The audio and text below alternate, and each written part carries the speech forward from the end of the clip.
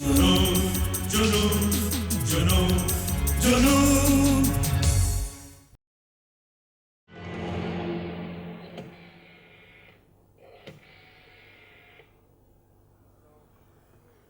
Hello. हाँ hello. Hello Srinagar exchange. कौन? मुनीर? हाँ मुनीर, मैं के बोल रहा हूं। वो नंबर ट्राई किया तुमने फिर से? क्या हुआ? इंगेज आ रहा है? ठीक है, रहने दो मुनीर, और ट्राई करने की जरूरत नहीं है। Thank you.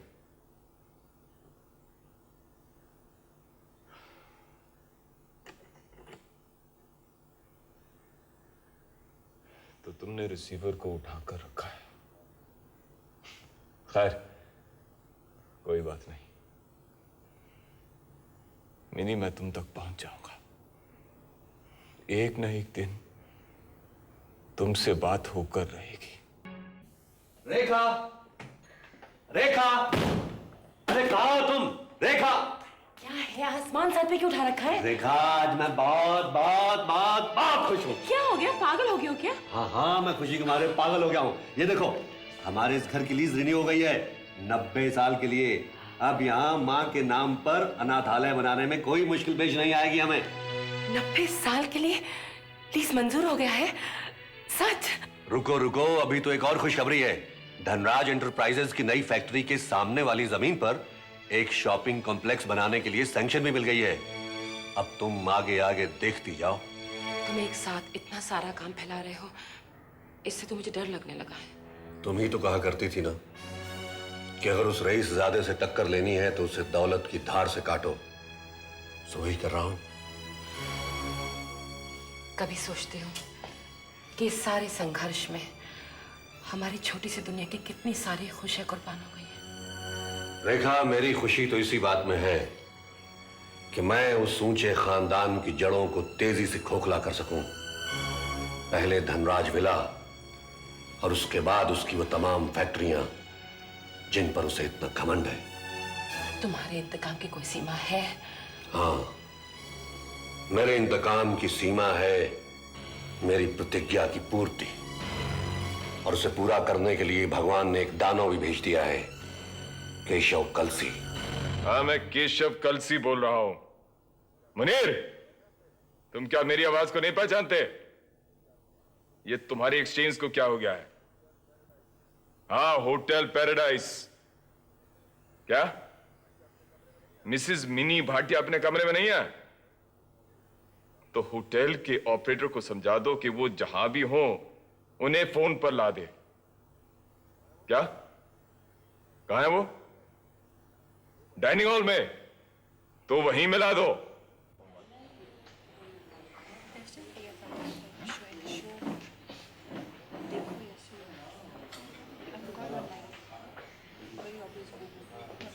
साहब, बंबई से आपके लिए ट्रंक कॉल है। डैडी को होगा, मैं लेता हूं। मैं देखती हूँ।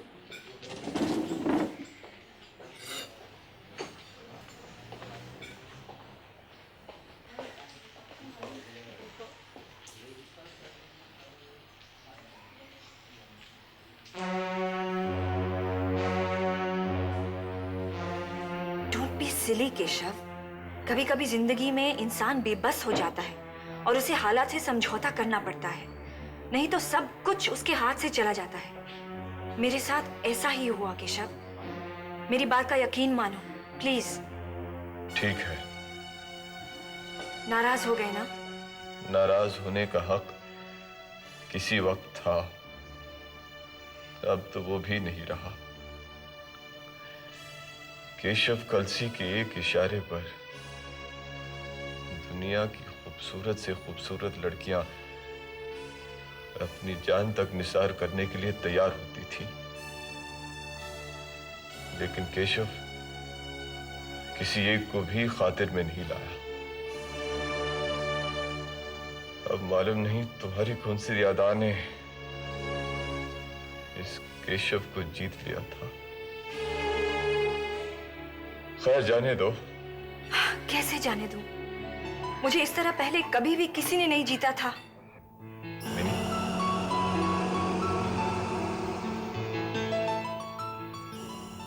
मिनी, मैं तुम्हें एक बात बताऊं, मैं तुमसे आज भी मोहब्बत करता हूं। I still love you, Mini, और मैं करता रहूंगा। Me too. अब मुझे जाना है केशव, वो इंतजार कर रहा है। प्लीज फोन रखो। नहीं, पहले तुम। नहीं केशव, प्लीज फोन रखो।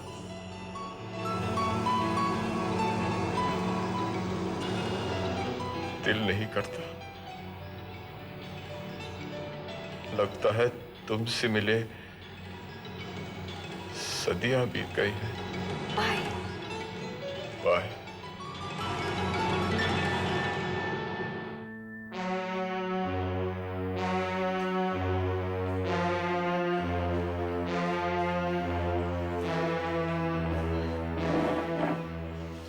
डैडी का फोन था। अगर वो होते तो तुम्हें नहीं बुलाती। नहीं, ये सीमा थी, मेरी फ्रेंड सीमा धनराज। मिले तो थे शादी पर। सीमा? हाँ हाँ, सीमा धनराज, मिला तो था उससे। कि इसलिए तुम इतनी एक्साइट हो गई थी? अरे तुम्हारा खाना वैसे के वैसे ही पड़ा है। तुम्हारे बगैर क्या खाया जाता? अब मैं आ गई ना। नाना! ओ नाना! काय पोरा, वाह! वाह!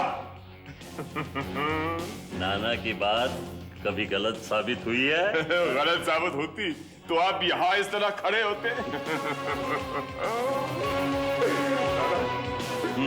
नाना, हम जीत गए। मिनी मेरी है। अपना ख्याल रखना बेटी। God bless you. बाय।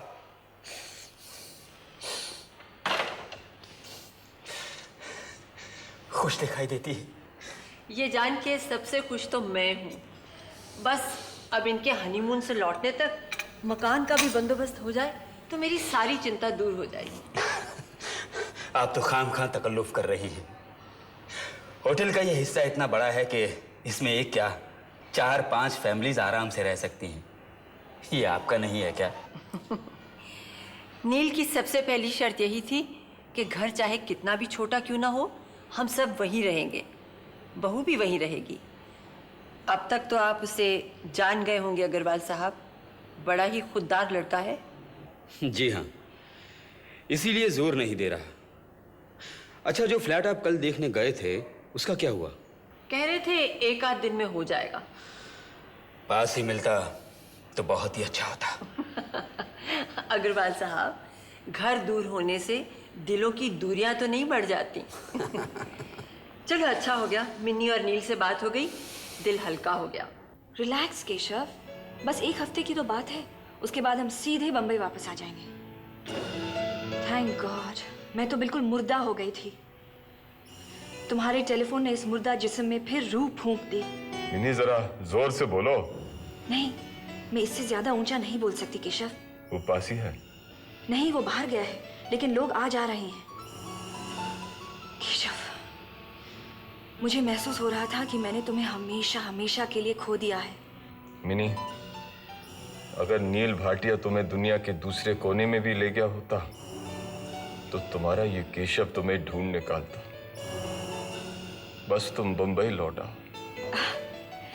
ये तुमने मुझ पर कैसा जादू किया है केशव कि मेरे लिए तुम्हारे बिना जीना मुश्किल हो गया है।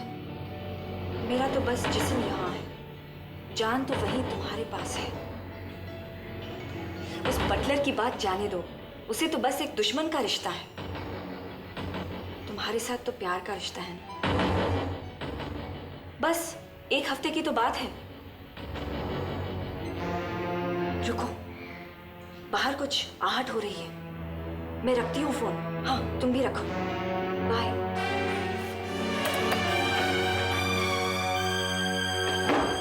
आ गए?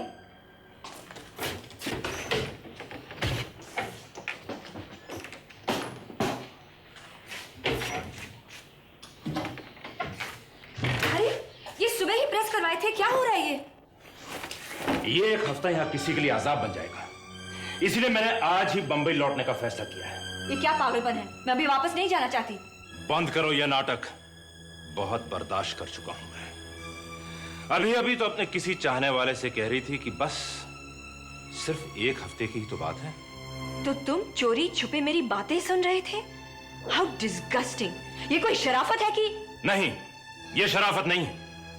मेरी पीठ पीछे किसी को टेलीफोन पर अपनी मोहब्बत का यकीन दिलाना, शादी की पहली रात को शराब पीकर बदमस्त हो जाना और फिर रो धोकर अपनी मासूमियत का स्वांग भरना, ये शराफत है। Now will you please leave me alone?